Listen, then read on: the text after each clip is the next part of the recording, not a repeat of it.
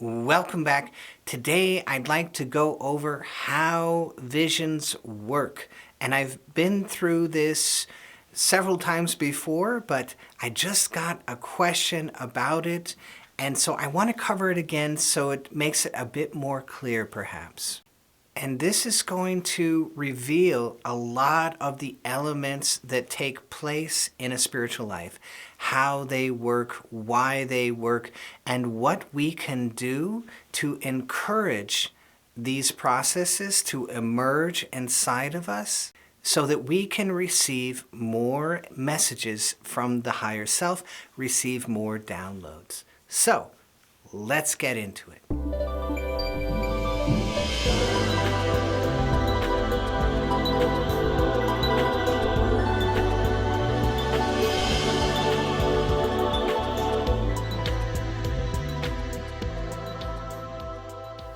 First of all, if we are receiving a true vision, if we're receiving a message from the higher self, then that is coming from the superconscious mind.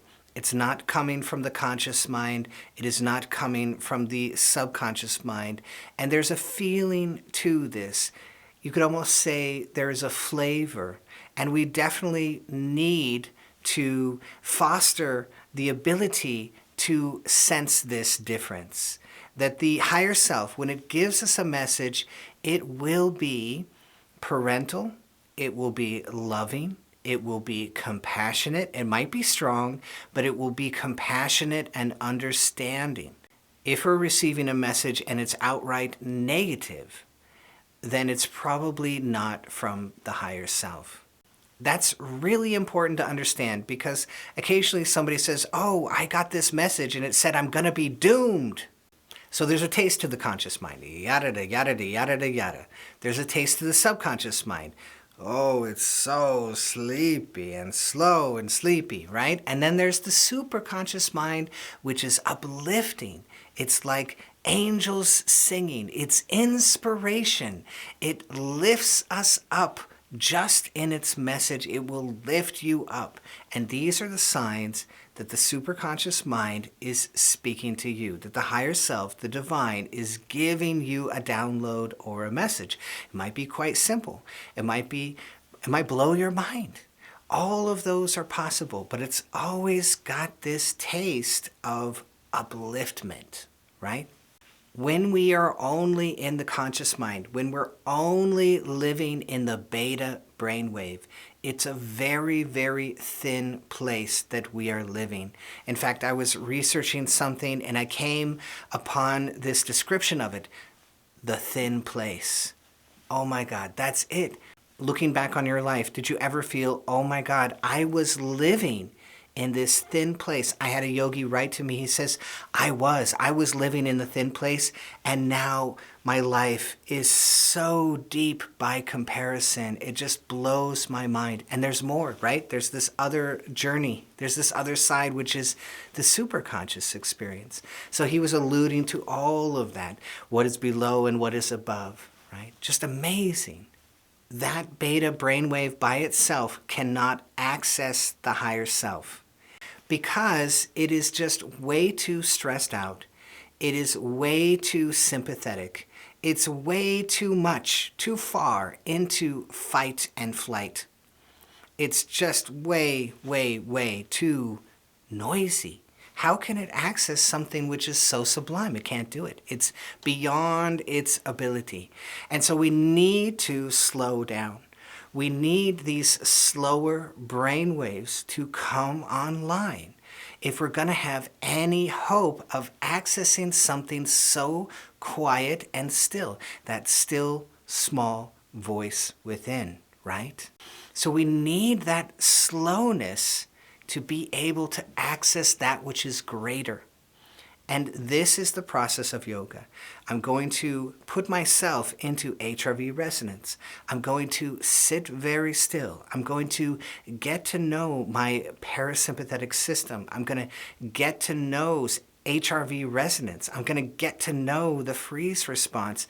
And out of all of this physical quietness, it reflects back on the mind, and the subconscious comes online automatically. just boom, and it's there. I automatically begin to slow down in my meditations because of the control of the body. So the yogi is not trying to force his brain in one way or another. No, I use the largest lever in the room and create the most change right away, working with the breath, working with the body. The breath lowers the heart rate, and boom, there you go. HRV resonance, and automatically the subconscious brainwaves come online. Those subconscious brainwaves are the still, quiet pool. At first, it might not be so still. It might be full of stuff and junk, and that's the Om Japa. We want to clean it all out. And so the pool becomes more quiet, more still, more clear. And out of that pool, the higher self, the moon, can be reflected. And this is how the vision works. The knowing, the message, the download, it is coming directly from the higher self. But it needs a place to show up, and that is the clear, still waters within that we are developing in the subconscious. And specifically for a vision, that is the theta brainwave. So alpha is sleepiness, theta is dreams, delta is instinctual. It's instinctual quiet.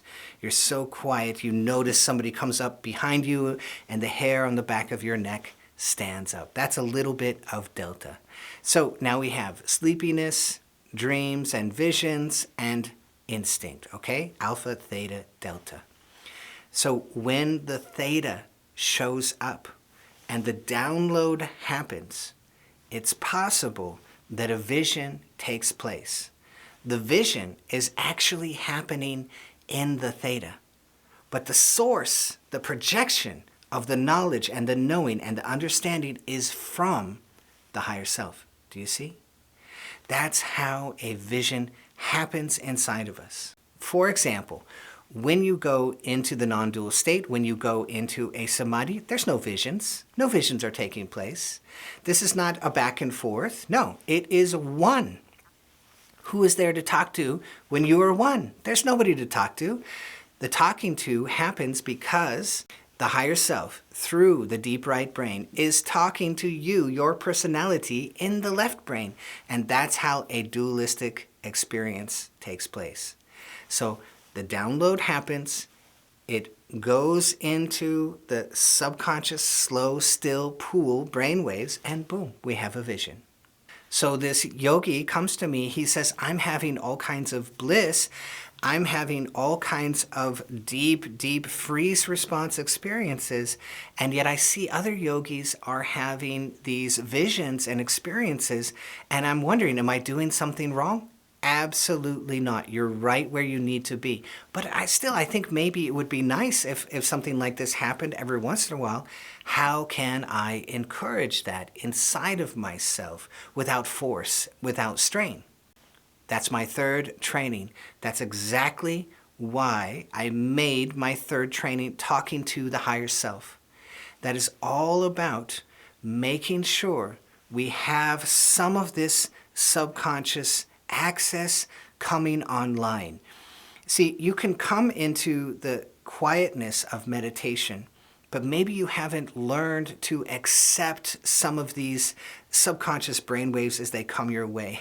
So you kind of push them aside and brush them aside, and you're not listening to them. You haven't learned to accept and be spontaneous and just listen to what is coming from your subconscious. And that training will put you through a progression which allows that to open up inside of you. So through that hallway progression, you'll develop this ability to listen a little bit and have some integration with the subconscious.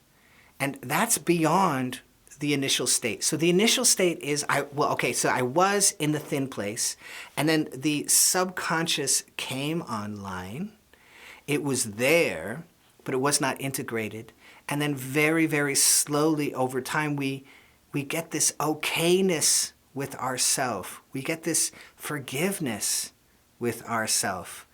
And that causes this integration, this profound integration, this profound forgiveness and okayness with yourself. By the way, how do you become okay with the world around you? You become okay with yourself first, right? You can't do it outside of yourself if you can't do it internally, right? So there will always be this missing key so long as that integration is not there. And so by doing the work of the hallway progression, you are fostering that profound integration through that process of listening more to the subconscious. Now I'm ready to receive. And so when the higher self drops a message down into the subconscious and it bounces back to me, I go, oh, here it is. Here's the message. Here is the download. Now, it doesn't have to come as a vision. It might come as a download. It might come as an understanding. You might just go, oh. Somebody might walk up and tell you, or you might receive a vision. All of those are downloads. All of those are acceptable. And the less you judge one from the other, the more they will all just come to you automatically. So I hope you love this. If you did, be sure to hit that bell down below so I can see all of you next time.